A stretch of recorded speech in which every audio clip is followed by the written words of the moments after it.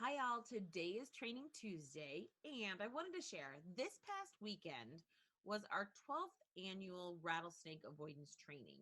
We trained over 200 dogs over 2 days with two trainers, a snake handler, myself, and one other gal doing check in. Needless to say, it was a big weekend for everybody, the owners, the dogs, and those of us working.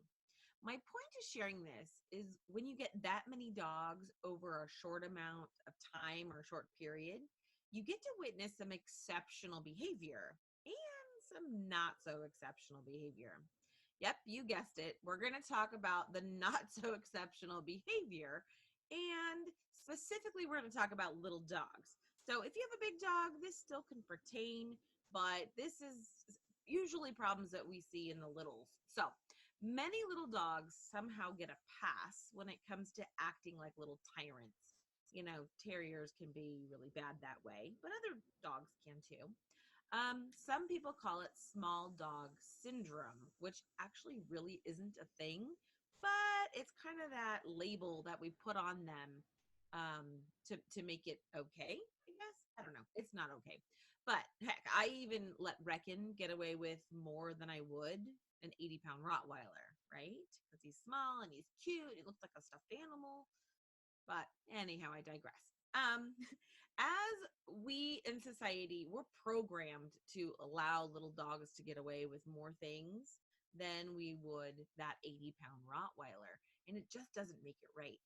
So before I dive in, and let's set a standard as what I'm going to talk about. So I'm talking about handling skills here, not just petting your dog.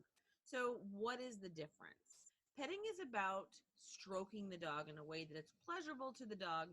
And many times the dog actually solicits the behavior from us. When your dog comes up and shoves their head into our hand, they're not like, hey, pay attention to me. I'm talking about handling. And handling is different. So, handling includes inspecting the dog, manipulating body parts, and physically moving the dog, right? So, examples of handling include the need to put a collar on. That's something that we saw this past weekend, big time. Vet visits, baths, putting on a dog coat for those of you that live where it has cold weather, pulling your dog off the couch, picking them up, all things that are not solicited by the dog, and usually they're not enjoyable. So therefore, it's not reinforcing for the dog to comply. So handling can cause frustration in dogs of all sizes. We just tend to push it harder when it's a little dog because we tend to be a little braver since we can overpower them with our size for the most part. This can cause frustration and even even aggressive behavior when the dogs are put into this type of situation. Trust me, it can get out of control pretty darn quick, especially if you don't know how to handle that situation. So, what can you do to help your dog through this? So, you can teach specific words or hand cues that your dog will move on cue versus being physically managed, right? You can teach them to jump up into your arms instead of reaching down, like bending over them. Teach them to jump up. And it can be done pretty darn simple. I start at a chair and I work my way up from that point.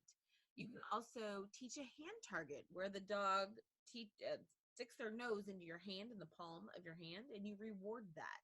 So you can actually present a hand target to get your dog to move from point A to point B. So all these can be simple to teach and can make a difference in everything that you do from day-to-day stuff. Now, with that being said, I still believe in the additional work that it should be done to desensitize your dog properly and to teach them to be fairly handled. Say that 10 times fast. Apparently I can't. I'll dive a little deeper on that in our Training Tribe Wednesday reach out, which comes to your inbox tomorrow. So for those of you that aren't part of our training tribe, make sure you click the link below so that you can get more free dog education right to your inbox every week. So in my reach out, I will also share how you can work directly with me, even if you're not local, to help break down these skill sets. And of course, we dive a whole lot deeper. Okay.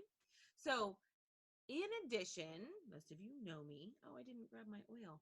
Most of you know me, and I'm always going to attach an essential oil to a behavior problem. And this week, I would choose Vetiver. And I forgot to grab my bottle. It's back there on the shelf. So you're gonna have to use your imagination right now. Kind of have vetiver.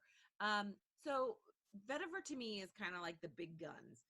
This is an oil that packs a big punch, and it's my top choice when tackling some of the harder behavior modifications that I work with. Vetiver has a sweet, woodsy, almost smoky caramel scent.